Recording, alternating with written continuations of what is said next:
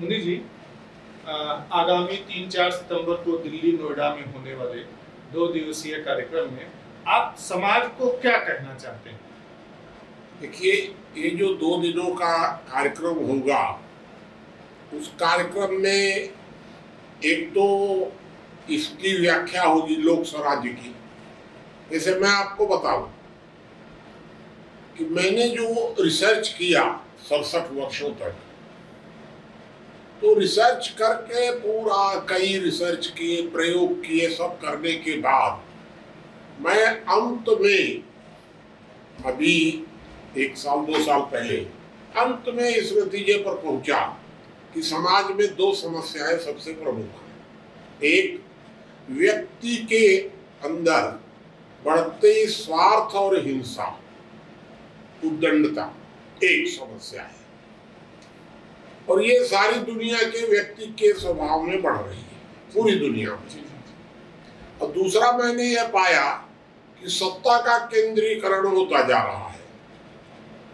राजनीतिक सत्ता ने सामाजिक सत्ता को भी, परिवार व्यवस्था को भी, अर्थव्यवस्था को भी, धर्म व्यवस्था को भी, सारी व्यवस्थाओं को ध्वस्त करके और अपना एक अधिकार कर लिया। और राजनीतिक सत्ता पर भी लगातार व्यक्तियों का नियंत्रण होते जा रहा है, जिसको हम कह सकते हैं कि तानाशाही है, और धीरे धीरे उस तरफ में बढ़ रहा है। तो राजनीतिक सत्ता का इस तरह से मजबूत होना भी मैंने ये माना कि ये बहुत बड़ी समस्या है। अब बात आती है कि इन दोनों का समाधान क्या हो सकता है। तो मैंने इन दोनों का समाधान ये पाया कि जो व्यक्ति के अंदर हिंसा और स्वार्थ बढ़ रहा है, उसके समाधान के लिए तो हमको परिवार सशक्तिकरण की ओर जाना पड़ेगा। परिवार से ही वो एक तरह का संस्कार पड़ रहा है बच्चों के अंदर, स्वार्थ का और आक्रोश का। ये जो परिवारों से, उसमें धीरे धीरे बदलाव होना शुरू होना चाहिए। और दूसरा कि जो दुनिया में लोकतंत्र है, लोकतंत्र को लोक स्वराज्य की दिशा में जाना चाहिए। अब ये जो 2 कार्य होंगे, हम क्या संदेश देंगे लोगों को इससे आगे कि भाई करना क्या है। जी जी जी। परिवार, तो परिवार की जो आदर्श व्यवस्था है होनी चाहिए।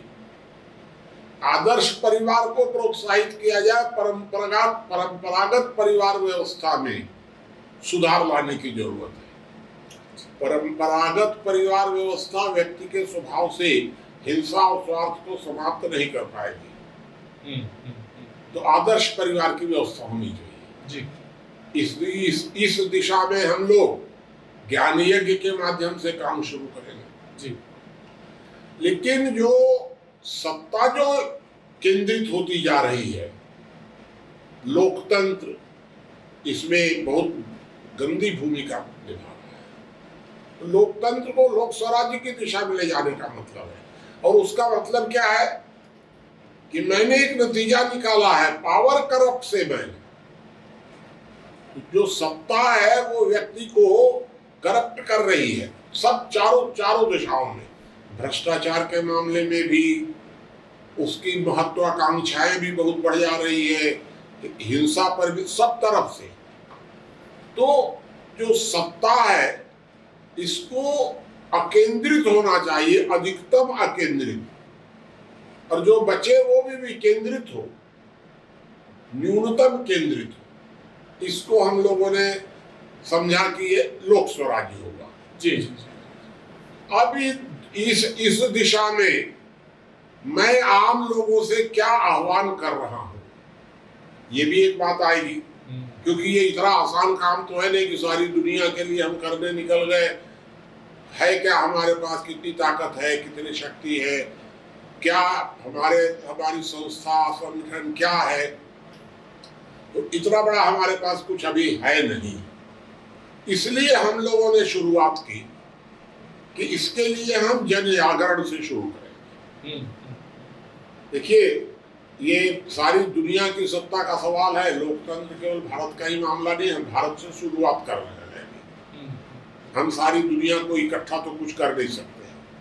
तो हम भारत से शुरुआत कर रहे हैं। भारत में भी हम कोई आंदोलन नहीं करने जा रहे हैं, कोई नाराबाजी नहीं होगी, कोई जुलूस नहीं निकालेंगे।